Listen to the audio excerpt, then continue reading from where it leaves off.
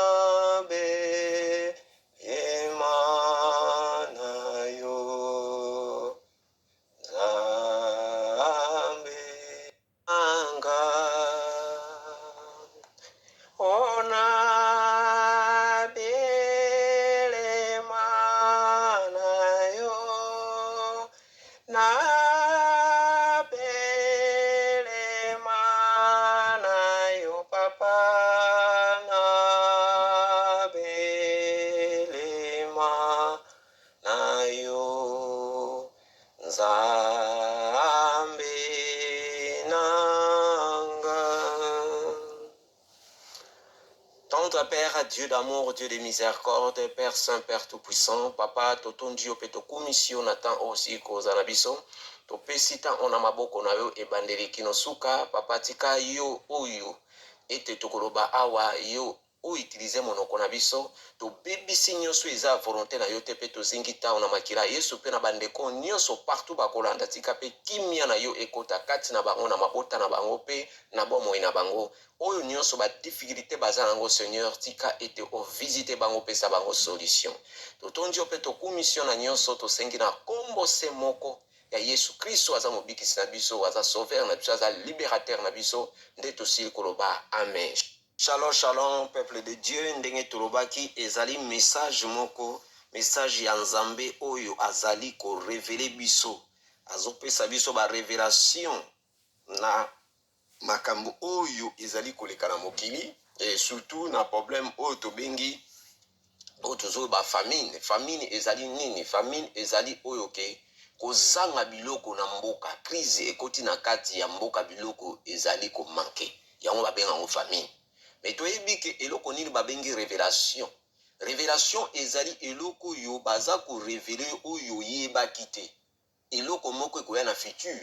baza ko avertir yo pona ko encourager yo et puis pona aussi ekoza na espoir. Alors bitoyebi Nzambe azali Nzambe ya bolingo. So totali na Job chapitre 33 na verset 14. Balobi cependant tantôt Dieu parle d'une manière d'une autre.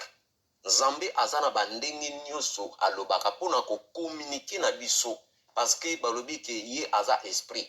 Mais biso tozali na corps, na âme, na esprit. Balobi en réalité de l'homme c'est l'esprit. Alors pona ko communiquer na Nzambe il faut tondisa na molimo. Yango ko permettre yo o comprendre le langage ya Nzambe. Alors yango ete soki totali na kati ya révélation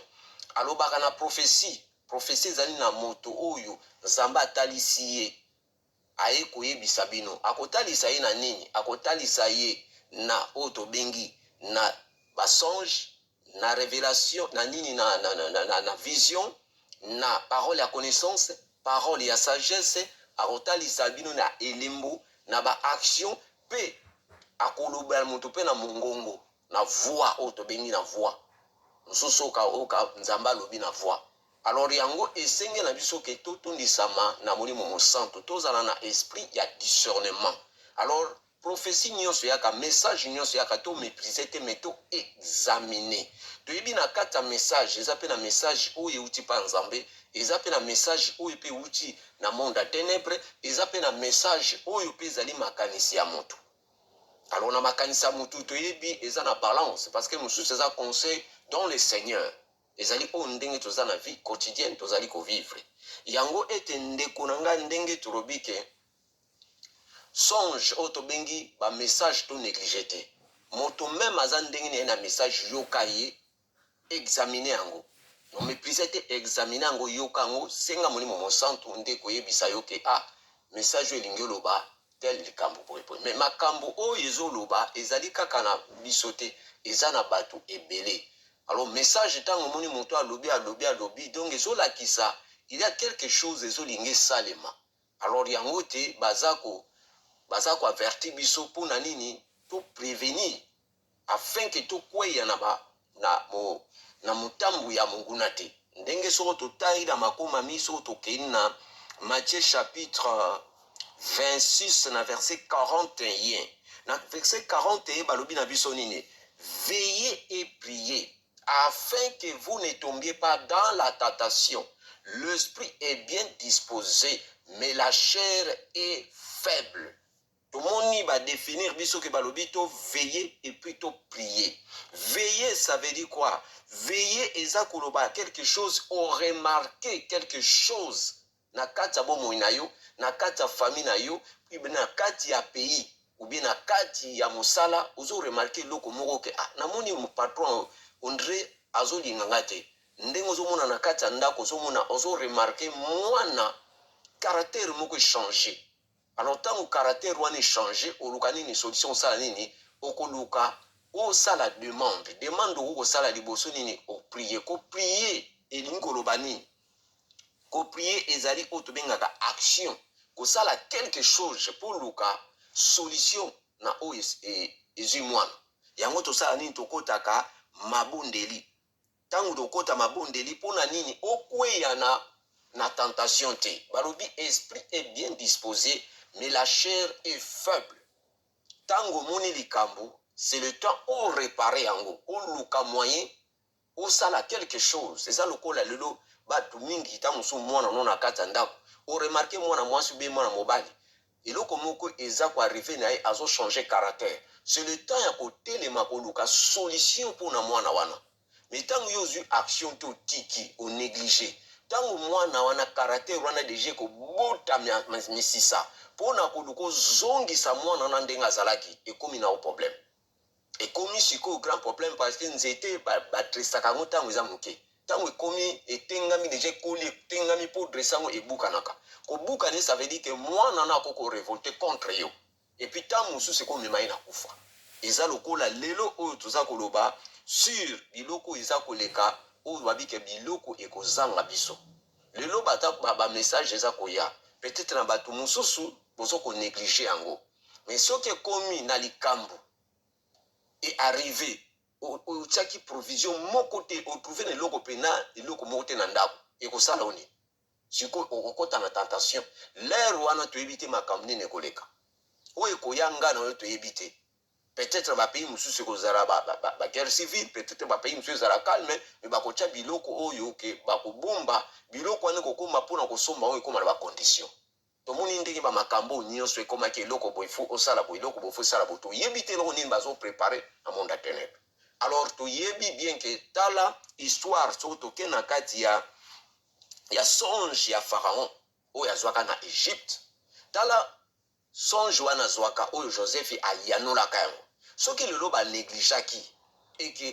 balakisaki bango 7 ans ya famine, 7 ans ya abondance. Donc ingolo baki 7 ans moko pour vivre pena souffrance biloko ozala te, crise ozaba to kokufa. Mais 7 ans mususu kozala o to bengi abondance vie kozala malamu. Donc esengelaki na bango siko nini basaki na temps nzambe tanga lobaka apesaka temps. akoloba la mino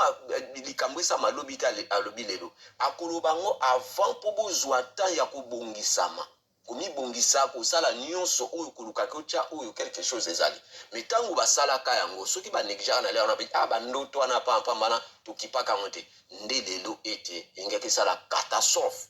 me bazwaka ntan baloni biloko baconserve biloko na bango ntango eyaki en tout cas bazalaki bien bapasaki bien bapays mosusu ya pembeni bayaki kutu kobika lisusu aparti ya bango ozomona dewe ke dieu aza dambo nzambe ya bolingo ndenge moko tozomona bapays oyo omoni bapays oyo nyonso ozali ya mindele babombaka biloko mosusu ya pepe une année ou bien 2 ans biloko wana ezaka na badepo bagrand depo soki biloko wana baconserve yango me bandokoma badate nge bandaneti kokende kosila babimisi yango ale bazwi ya sika baremplace omona bamosusu biloko bangi batinda na pays moko boye ota mosusu batraitement de la terre sa babimisaka biloko wana baaide wana parce que biloko wana bango bazongisaka bambongo basombi lisusu bareserve vrai mindele oyo bavrai mindele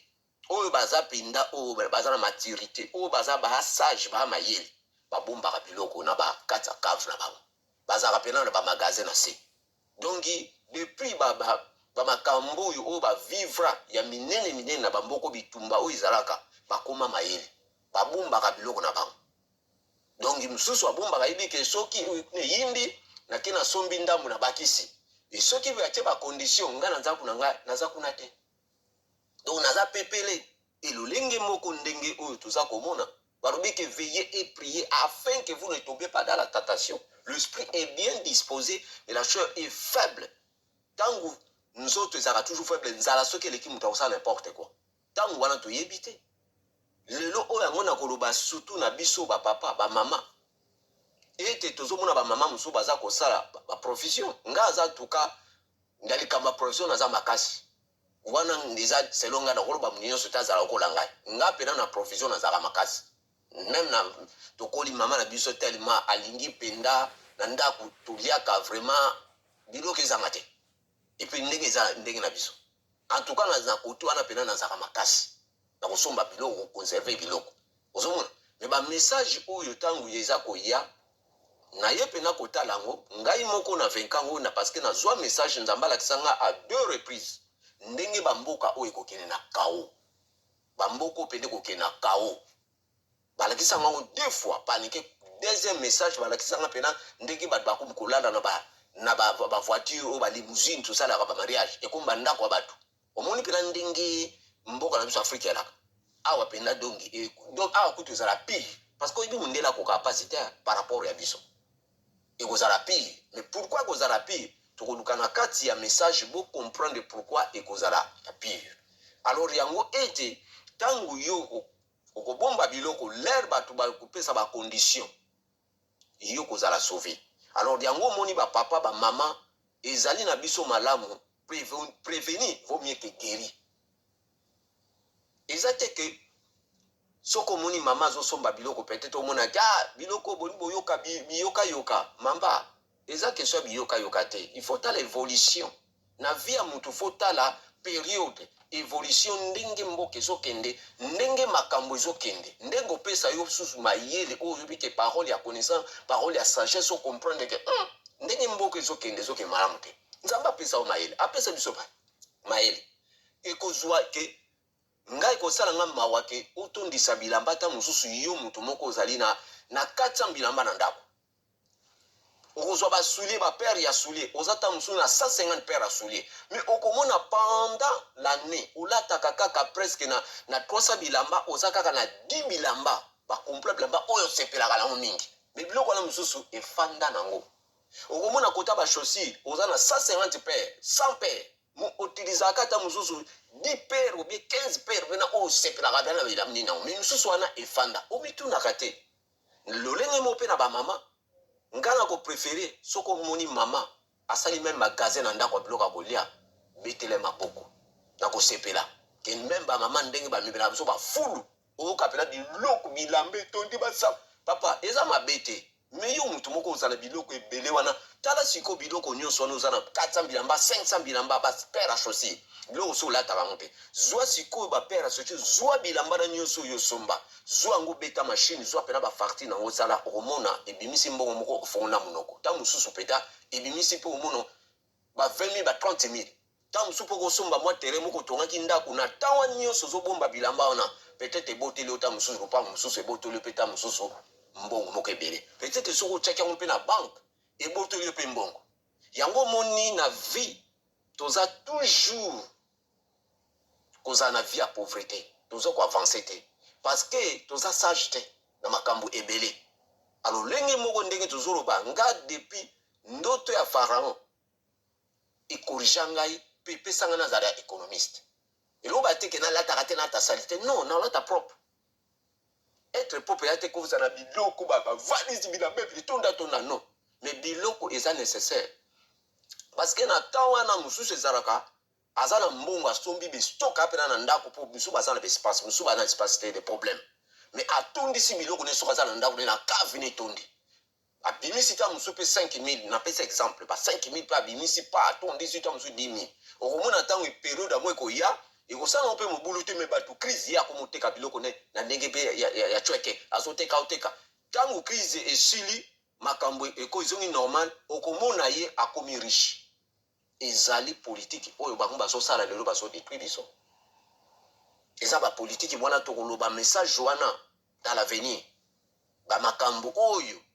bakonzi ya biso bazosala oyo bazodika ke bapauvre batika bapauvre bariche bazala toujours bariche yango moni ke tozala na bokebi nyonso yango message oyo tozali kopesa ndenge tolobi ke na proverbe chapitre 22 na verset 3 balobi ke l'homme prudent voit le mal se cache oyo azalaka prudent amonaka mabe eza koya akashaka donc aconserve azwi mayele likambo oyo tokona moto te soki bamama alobelanga likambo so na likambo oyo soki nasalaka yango te nde lelo ta vi nange eza boye papa ndeko wana motu ye moto asala soki lelo naza boye eza ye apesanga conseil moko esova ngai donc vie eza ndenge wana ntango tozomona tozokonserve mokili ndenge ezokende tozomona bilamba makambo ezokende malamu te ozomona yango mpo na nini ete tolobi ke nyonso oyo ezali toza komona oyo tomeni bakonda biso baza kokamba biso na mokili basali oyo tobengi lisanga na mokili ya molili monde ya ténèbre donc bakangami alors toyeba ke na kati ya bomoi na biso moto nyonso oyo asangani na monde ya ténèbre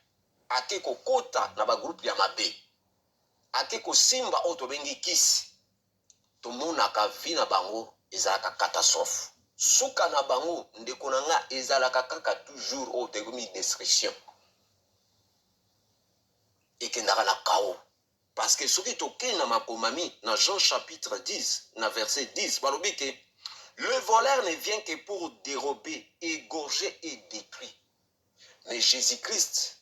est venu afin que les brebis aient la vie et qu'elles soient dans l'abondance. Tomoni na premier paragraphe mungu naza moto ayaka toujours aza moyibi abebisaka détruisaka tozomona lelo tozopaye le prix na makamba koko na biso mosusu tobi bakoko nyonso te eza na ba oyo basala baliance ya mabe lelo libala no eko mobulu lelo ozozwa mabala te bateka deja vi na yo ta mosusu papa na yo akenda kokota biloko apesa abebisa nyonso oza kotelengana ekomi sikoyo mpo obongisa biloko wana ekomi oyo tobengaka il faut coopérer ekomi oyo tobengaka négociation il faut négocier konégocier sikoyo nini il faut ozala attaché na nzambe oyamba yesu otambola na crainte de l'éternel ozala vrais adorateur otambola na vie ya sanctification nde mipepe wana ekokima mosika na yo parce que babi il n'y a pas de condamnation pour ceux qui sont en Jésus-Christ oyo azotambola na yesu na solo makambo wana ekosimba osu te parce que ochange direction mais soki kaka okoti na masumu ba réclamation wana ekozongela yo ezaka to yambi ozosala baventure non ozovivre vie pena ya sanctification vrais adorateurs nde ochape na biloko wana tomoni yango na bafamille tomoni yango tala bato nyonso basimba bakisi etala même exemple ya mboka oyo tobengi Congo lelo makambo tozovenki papa eza biloko oyo biso moko toacceptaka mais lelo mingi mpe bazokomprendre te ntango yo papa akoti biloko wana ozotambola bavoiture eloko nyonso olingi papa voiture asombeli yo nini tout ça akosala nyonso boza na vie ya bien bopanga bien bozolia na ndako makambo tu ozomona pene ezokee malamu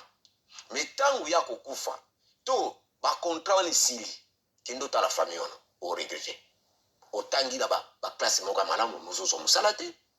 bana libala eza te donc asi ateki nyonso na monde ya ténèbre e lolenge moko ndenge bakonzi na biso oyo lelo oyo tala lelo oyo baplace bakoti botala basini bilembo ezolakisa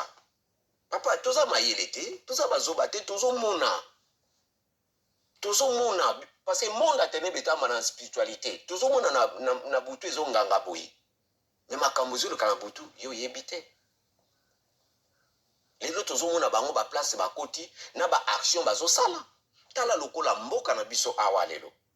makambo nyonso oyo ya bamokono eleki awa balongoli bamibeko mosusu balongoli yango bato bakomosepela mosuku to basali baseremoni me malade ezali oyebi ke ekonomi na bango eza likolo misu bazosepela me bayebi te pourquoi mboka oyo na biso batie oyo tobengaka bandimi kozwa loi oyo tobatya bapesa baautorize bato oyo ya kolongola bazemi epuis bana oyo ke bapesa droit na bato oyo mibali na mibali basi na basi babalana epuis bazwi loi oyo ya kobotola bana soki ozo néglige bana okobotola biloko na misato elekala mboka na biso ba référendum pays na biso ebimi premier pays na monde oyo bajeune bapesi voi na bango mpona kovote makambo ya basi na basi na mibali na mibali na monde ebimi premier oyebi ke lelo oyo tobengi elo nini groupe oyo ekambaka mokili oyo lelo baketi ekeko moko oyo ezolakisa deya basini na bango ya mabe bango mosusu bazokamba bango eza bango donc le diable ayebi makambo oyo asalaka alors yango ezolakisa biso ke futur ekozala deja mabe tomoni mokonzi ya litonga monene oyo lelo oyo abimi azoloba nini alobi ke soki omoni mwana na yo oremarke mwana na yo omoni mwana na yo aza na moto ya pembeni oyo alingi ta mosusu basala na ye kameme libala basangana aza mobali ayekolakisa mobali kokondane ete me bokoencourage bango papa hey, c'est abomination ezolakisa bilembo me bokotala bakonzi ya biso bakendaka kuna donc na bango na nini baza bato moko papa toza bana mikete nzambe aso afungoli biso miso azolakisa biso aza korevele biso makambo ezali caché toza komona ngo sikoyo na baaction mwana soki lelo biso tokomi ndenge na mokili esili te ozomona te bato batangi ce sont intellectuel bato bayele bakalasi metala baza komema biso wapi yango ezolakisa ke suka ekozala mabe boremarke meme na kati ya mboka oyo tolobi ke na kontinent oyo eza na bato mosusu bazosala lelo bazovivre vie ya so ya pauvreté lelo bakambo oyo bato bazoede na bamboka kuna oyo na bamboka na biso afrique papa eza sacrifice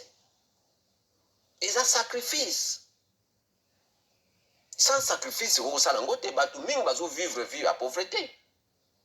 donc eza na bajeune mingi ezoleka na kati donc de temps à temps chaque année biloko emataka mais okomona salaire ya bato ezomata makasi te par rapport a nini moto azobima tiki ndako na ye asouffre atiki bana azokende otoka ndenge bible obi okolia na motoki na yo mais tala bataxe bafacture makambo ebele azobima na fin de mois mbongo azotala kutu ezopesa na mao ole kutu quand même bopesa bango baavantage mais bozosala to bocoince bango parce que nyonso wana parce que bakoti na bandako ya mabe ndenge ezo bapapa no akoti azwi libala na yo azwi kobota na yo azwi babetoile na mino apesi yango nyonso donc na bango siko système ke il faut ko coincer biso soko ko kite ozomona vie ezosala nini donc mpona bango kende komi diembika bazoloba kutu bazobimisa kisi moko boye il faut babimisa kisi moko ya suicide moto fala alinga suicide ameli kisi wana il faut baluka baégalize papa makambo nyonso ya mabe yango papa na biso oyo tobengi le prophète Simon ke mbango aloba tokokanga moyibi na eloko ya ye nango bible oyo bayela biso bazosala makambo ye na bible te ezala makambo mosusu yango ezolakisa mboka oyo futur nango ezali catastrophe mawa ezali surtout mpo na biso bana na biso parce que bamesani na vie ya lelo ya malamu ya awa mais lobi na bango ekozala ndeni ndeko fu toprépare bana toprépare esui na biso ezali bamboka na biso ebonga awa mpe ebeba te ebonga soki bakozonga nsima baye na présence ya nzambe basali repentance sincère nzambe akolimbisa bango mais soki bakokontinue na nzela oyo bazokende ekozala oyo tobengi pasi na venir mpo na bana biso parce que déjà bakonfie na moto oyo aza moto oyo abebisaka nakanisi napesa message oyo nazoloba ava bamopepe oyo bazolakisa nga grand dragon mais na se na ye atelemi na se ya galerie na mopepe ya kaira oyo etuna oyo mopepe wana soki eleki na nini ndenge esalaka catastrophe donc na mopepe ezomema biloko donc na se ya galerie toza na collège eza oyo tobengi baécole epuis toza na magasin toza na bapharmacie toza na badocteur toza na bainfirmier toza na bato ebele oyo badiministration ezosala na kati wana donc aza kolakisa bazosala réunion na triangle me ye atelemi na likolo ya mopepe donc akodétruire nyonso wana mpo azwa mwaya kokanga biso omoni lelo bamboka na biso kuna na bamboka na biso kuna bakontina na biso oyebi pourquoi lelo bato bakomokota na babesoin ya mabe mpo na pasi pauvreté memaka motu osala n'importe quoi alors ntango lelo biloko ezalaka biloko ezangi yo na kati ya ndako ozotala mpela bano bazosouffrir ondozwa sikoyo biloko mpa motu epe ekomi condition toyebi te makambo nini koleka ta mosusu mpe na ta wana ekozala ta mosusu moto akobima te mais ezosenga yo fo konstate na ndako na yo telefone ta mosusu ekosala te biloko mingi ekokatana ta neti eza pays oyo bazokoluka ke batake ye oyo tobengi pays oyo bana na heure tata wana oyo komona bana na pe tata wana aza na babiloko mosusu akoki kozwa systeme nyonso ya mokili abebisi yango bakommunikation makambo nyonso ekatani donc biloko wana nyonso babike to prévenir ndeko na nga oza intellectuel oza mayele oza sage ozomona mokili ndenge ezokende toya biso tolobi te ke tobanga non balobi l'homme sage voit le mal akashaka abombamaka yango bandeko ete tozala pena na bokebi nyonso tozala na bokebi nyonso lelo mo tomoni makambo ezosama na nini na bakontinent biso meme total na RDC bakotonga nzela melobi boye kokuta nzela wana libulu moko esalemi bozokomprendre te eza biloko oyo tobengi oyo monguna asalaka tala ndako ya moto ayaki kitoko ntango akufi bundo tala na kati ya ndako wana ozokomprendre te ekomba sali te moko donc bamilimu efandifandi wana oyo ebandaki kosalela yo donc ezali ndenge wana ntango yoke na bandako wana okokoma ndenge wana ndenge bango bazali lelo sikoyo tomoni eza na bitumba oyo lelo ezolinga esalema toza na de oyo tobengi continent na kote Asie na biso awa donc bitumba wana eza deja oyo tobengi oyo tobengaka eza bavengeance toyebi monde wana etambulaka na makila sa makila monde wana ekotambola te etambulaka makila epuis souffrance esalaka mpo bango bavivre mais makila epesaka bango nde makasi mingi mosusu bamelaka yango mpo baravitaye oyo tobengi système ya bango oyo bazosalela souffrance aussi esalaka ndenge tomonaka na famille mosusu omona pela donc ozotala famille yango bimi oyo famille opendako tetetetete eza famille te donc souffrance moko ozokomprendre te bato ndre soki vi nini donc sikoyo eza na moto moko aza koréjouir aza kovivre na souffrance ya bato eza ndenge wana yesu kazo réjouir na monde wana sikoyo na monde wana bango bazosepela ndenge mpe tomoni rythme na bango oyo te bazomema biso il faut toujours passer mpona bakontrole yango ete ndeko na ngai bitumba wana ezolinga éclater tokota mabondeli balobi veiller et prier jésus christ ntango azoloba na baportre ayebisaki bango boprie kaka 1 heure ayebaki tana ekomi na suka bamakambo koya ebele il faut prier mpona nini asenga aussi protection divine ya nzambe parce que na biloko aboye ezalaka aussi bamisusu mpe basali na nzambe to bato ya nzambe bazalaka mpe bavictime bazalaka cible na makambo oyo alors ekuta yo na bonzambe lolenge moko ndenge ndeko moko apesaka message oyo azolobaki mosali na nzambe wana akoti na bandako ya mabe basengi ye soki 100 personnes ya sacrifice eloko nini esalaki il faut asala neti campagne moko boye séminaire moko ya monene na église asala yango première fois mbula moko ebeta impossible moyen sikoyo nini campagne wana séminaire wana eleka ezalaki te alors esengilaki nini aluki tu moyen asalisi yango lisusu ntango asalisi yango bato mingi bakendaki epuis mire ya église ekweyaka bato bakufa so te 130 quelques personnes bakufa bamama bana surtout basi misu na basi azemi bakufa mais ntango bake bacollecte basacrifice oyebi combien bazwi peuple ba 60 sikoyo bakor wana nyonso ni parce que monde aténèbre so basacrifie bazalaka na besoin ya corps na âme mais bakuti baâme bato wana te milimo na bango eza te en réalité l'homme c'est l'esprit oyo eza kaka nzoto ya pamba bakuta oyo tobengi nini te baâme na bango te donc baza bato ya nzambe sikoyo sacrifice ebebi moto wana makambo nyonso ebeba emarcha te lolenge mpe bango bazali makambo nyonso basali emarche makambo pena emarche te ndenge basengelaki bango alors oyebaki ezali na conséquence oyo eyaka conséquence oyo eyaka désastre ndenge tozoba lelo bazoganga économie papa vino koko changer na clin d'œil tomonaka motu azokende na bapays ebele azosala banavete mema baconteneur banini azala bandako azala bamwa bamagasin makambo ebele na jour moko babengi ye boye 150 conteneur na yo edindi na mai telefone mosusu ye oyebi hotel wana ezwi moto restaurant wana donc catastrophe bato bakufi karo emike na kala nzela style ebomi kutu bato na mokolo moko papa mosusu akopike crise okufi c'est ça oyo tobengi père de mensonge ndenge bango basali na bato wana lisanga papa toyebake makambo ya mabe ya biso tosambela makasi tozala bokebi mpo tobima toujours plus que vainqueur soki balobi oyo eza révélé ezalaka condamné tokoki kochange ekoki kosalema ekoki kosalema te mais lolenge ezokende parce que mboka nyonso soki bitumba ekoti ezalaka déjà na crise ekendaka déjà kao parce que biloko mingi ezalaka déjà moyen fonctionner ya te tozomona comme exemple na baeste lelo bainvestir bazoningo ya te na congo pourquoi bayebi ke non mboka na eza na insécurité soki okoki koinvestir bitumba ekoki kokota operdre tout donc nyonso akómaa déjà mayele ozomona yango omoni bazalaka te donc économie ya eza mosusu bezini mosusu mpe omona ekosala te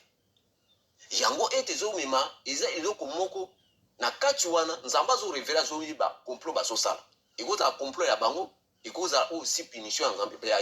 ya monde ya ténèbre po punition ya monde ya ténèbre il faut ekozala na baoyo batosi ye te baoyo bakwisi makambo na ye akopesa punition ezala bamboka mingi mpe oyo surtout soki oyebi mboka na bino oyo ofandi bato wana bazosopa makila ya bainocent na bamboka ya bato osatande de pire ekoya et toyebi ke celui qui est en nous est plus grand que celui dans le monde yango etobima na distraction eza temps oyo ke kotelema te koya koloba bamessage moko oyo keta mosusu kobangisa bato mais eza temps ya kolendisa tolendisa bato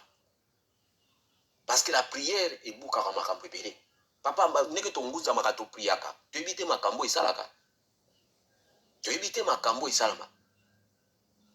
ozosala baaction mosusu ozomona makambo ezosalama yo oyebi yango te soko tomoni mokonzi ya mboka oyo ya mboka moko azali oyo ebanda na pe oyo azoloba ke toza na bitumba bitumba contre nani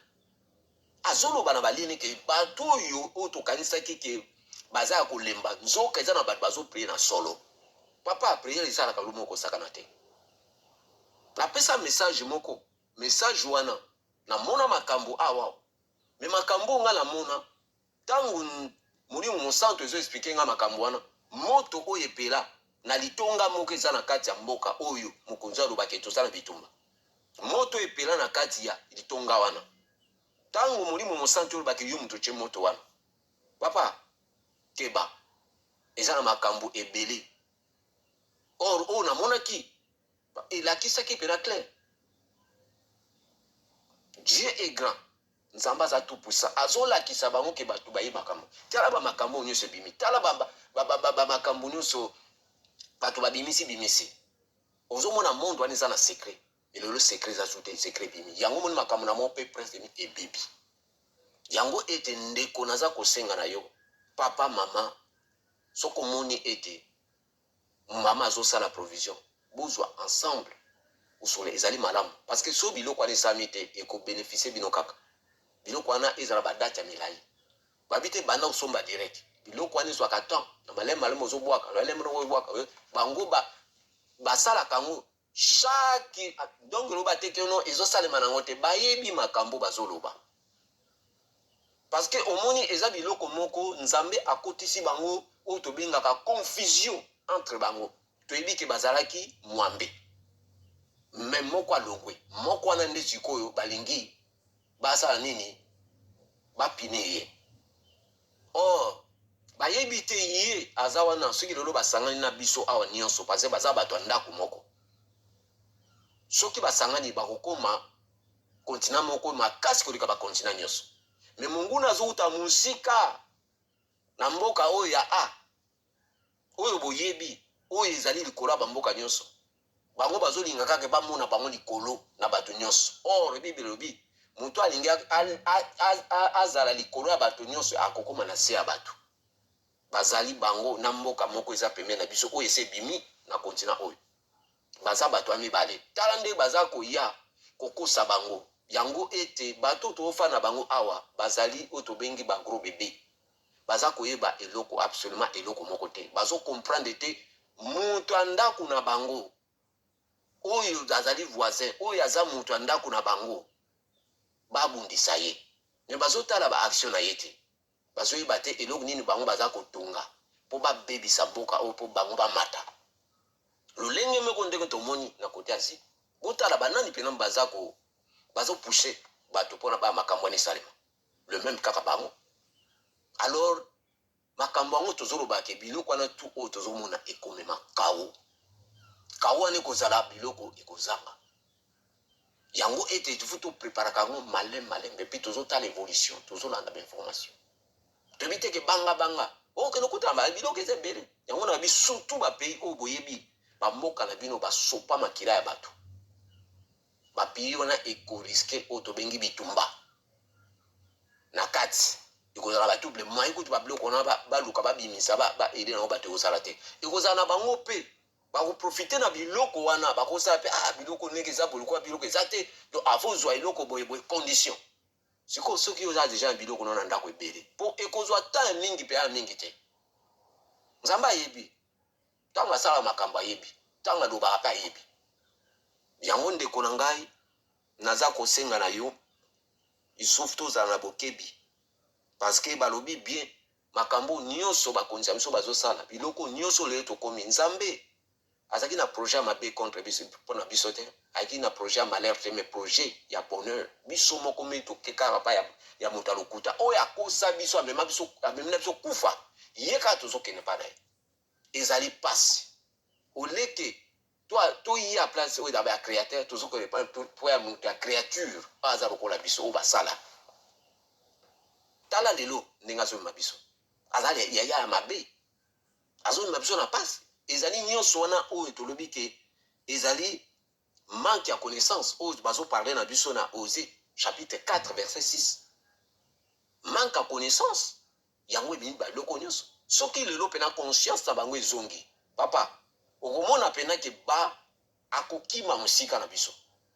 lolenge ndenge tomonaka na kati ya libota na kati ya famille soki moto alingi kotia bino désordre bocomprendre akosala akokima ndenge tokokimisa ye me bato na biso oyo bakambi na biso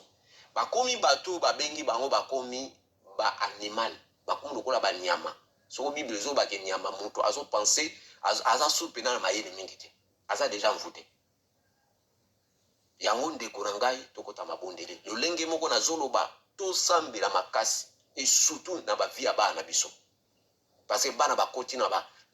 babiloko moko ya mabe biloko wana ekopermettre avenir pene kozala pasi or soki toprie makasi mingi conscience amango ekozonga babimi na makambo wana soki te ekozala pasi tokomona meme libala ekoma pasi or nyonso wana ezali mopepe na ye azolinga adétruire yango ete ndeko na ngai tozala vraiment prudent balobi na biso na Jean chapitre 16 verset 17 si vous savez ces choses vous êtes heureux pourvu que vous les pratiquez oyo nyonso ozoyoka soki ete uti yango na misala nango okozala heureux soki oyebi connaissance okozala heureux na vie na parole oyo ezali eloko moko yango ne ya vie ndenge tolobi Jésus Christ azali chemin ya vérité ya vie azali oyo tobengi mai ya bomoi aza la résurrection moto apesi vie na ye pa ya Jésus akozala jamais déçu tomoni oyo ezoleka c'est la désolation la déception oyo ezomema bato na badétresse parce que bango baza ndenge wana fo bamona bato bazosouffrir eza kwa moto akesimbaki se azwi famille mobimba akangi bango en otage akangi bango azosalela na betwale na bango bakomi neti baesclave na ye yango ndeko na ngai message oyo nayi koporte na bandeko to néglige te révélation eza eloko moko kolinga kozwa yango à légère te nzambe alobaka na bandenge ebele nzambe akoloba meme na moto aliboma il faut totondisama na molimo mosantu il faut tosenga esprit ya discernement ntango baza koloba tala prie eza na mwana moko ye mpe mwana na jeune azwaki révélation sur bitumba ekoti na continent oyo bitumba mpe na bitumba bato baza kokufa me aza komprendre te bato basambelaka masasi ezwa bango te ntango azozwa message wana azwa yango kala mingi mpena te banene ule bato ebele bazwa message meme mama na ndako azwi deux messages aloti ndoto azokonde utilize oyo tobengaka toilette publique na toilette publique azokoutilize ntango alingi azwa papier azoka voi ezolobela ye boprépare ya komarke ya nyonso elekaki kala mingi te susu azosala priere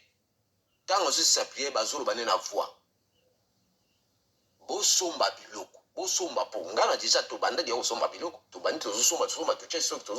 tozosomba malembe ezorapele donc soki ezorapele ezocontinue c'est qu'il y a quelque chose ezonyisana boyebi ke na kati ya mboka ndenge nalobi soki bitumba ezali to bitumba elingi ebanda talaka mikolo oyo nauti olandaka na radio balobi bien ke économie ekosalama balance na mwa makambo oyo ezoleka awa ndenge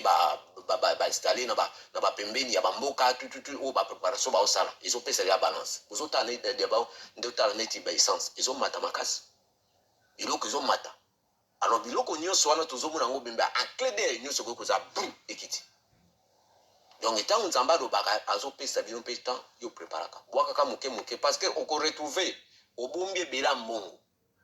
me mbongo wana sikoyo etikali yo na maboko oza na mbongo ebele na ndako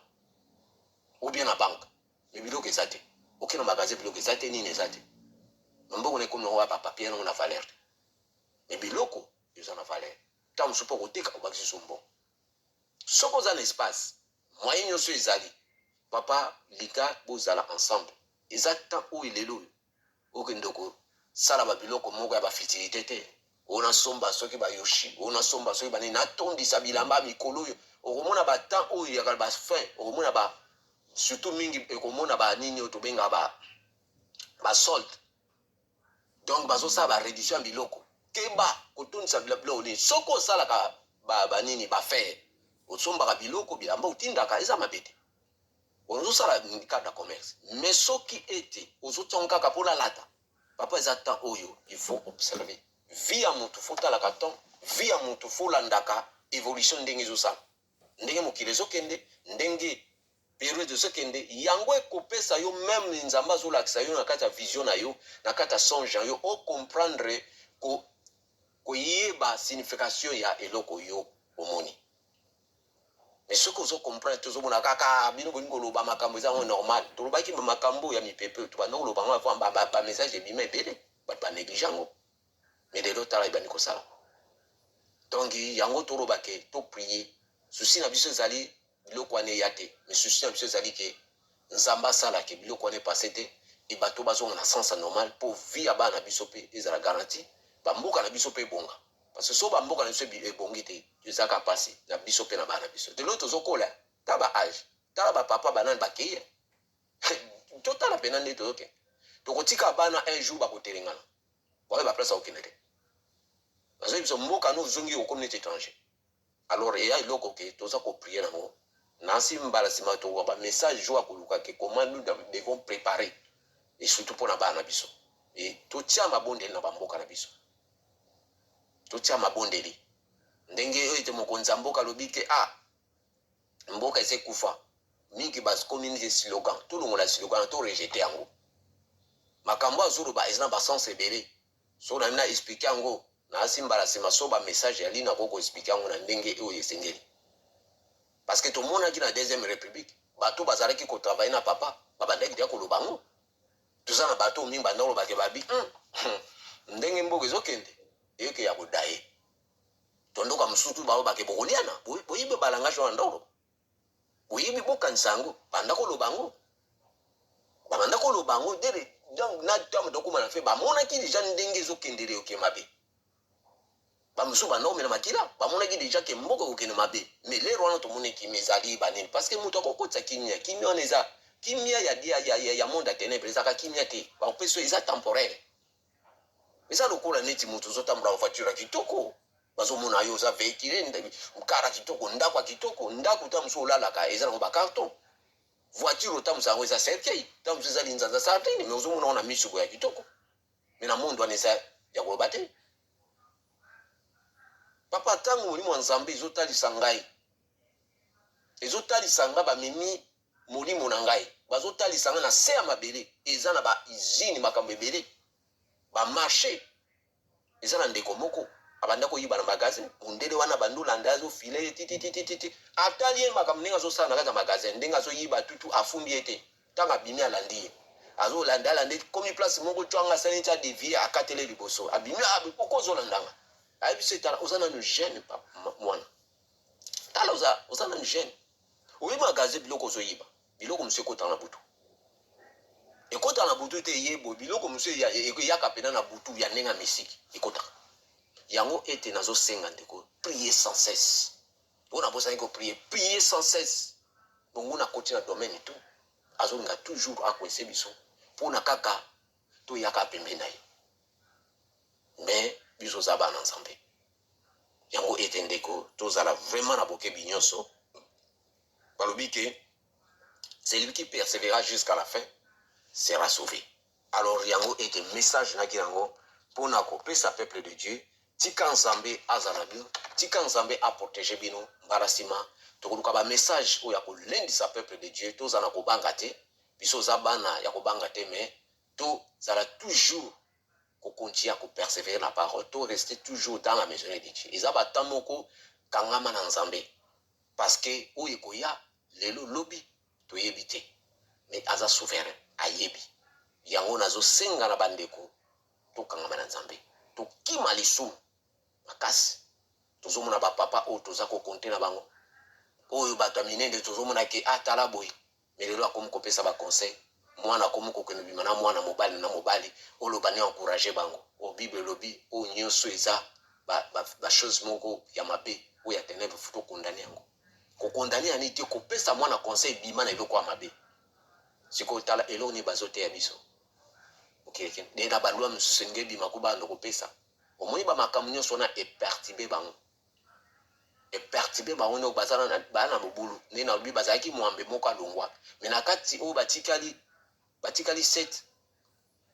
wana pe bazana koyokana te oyo alongwe na kati ya club basala mususu wana oyo to bengi oyo azana ibanana oyo na kati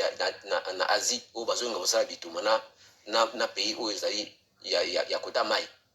ndenge azawana pe yaza mutu ya oyo bazoninga batake donc confusion ekoti kati na bango wana to ezali mabondeli ya yo ya ngai aye to continuer ko prier victoire eza na biso parce que Jésus Christ apesa biso victoire na kulusi yango alobi ke vous aurez les tribulations mais prenez courage car j'ai vaincu le monde. Dans Jean chapitre 14 verset 1 balobi bien que votre cœur ne se trouble point, croyez en Dieu, croyez en Jésus-Christ. Yende aza chemin ya vérité ya vie azali mai ya bomoi nakanisi ete vraiment nakomi na suka tika ete nzambe azala bino abene bino pe na mama na biso Adeline oyo lelo apesinga opportunité oyo na ya message oyo pa na bino sika merci vraiment na ndenge ete bokoyamba message oyo na motema moko pe ensemble na bino to continuer ko prier pour na biso pe tozo continuer pour na ko prier na ba famille nyonso ndenge Bible lobi prier pour les uns les autres yango wana ezali prière ya basantu ete to continuer ko prier pe to prier pour na ba dirigeant na biso oyo to lobi so na lobi message ya mokonzi moko lobi to tiango slogan te au contraire to prier pour nango peut-être mutu muso azoloba makambo mususu aza kosenga aide mais bozo comprendre ete soki na lobi likambo oyo na yibisaki bino na paraki na biro na ye na zwi songe mususu mais façon ya mbeli ngai na kati ya biro na ye donc aza na besoin aide mais dans l'avenir na koloba message wana pour ko comprendre na ko yaka nete funa prier suna ba son sini ezali mais ti nazo fandas moni mo santu eza toujours koluka eza ko expliquer nga eza na façon ni ndoto wana ona loti yango ete tozala prudent to linga toujours condamner mutu bote ko yaka mbamo ki message ale oyi opesi peut-être eza aveuglement pe bible muna ayaka na ba message mingi oyo yaka nango bandoto oto bengi ya attaque bandoto ya confusion ozomona ayaka na bandoto andengwa alors tokeba na biloko mingi vraiment tika nzamba azala bino tokombala sima que Dieu vous bénisse bye.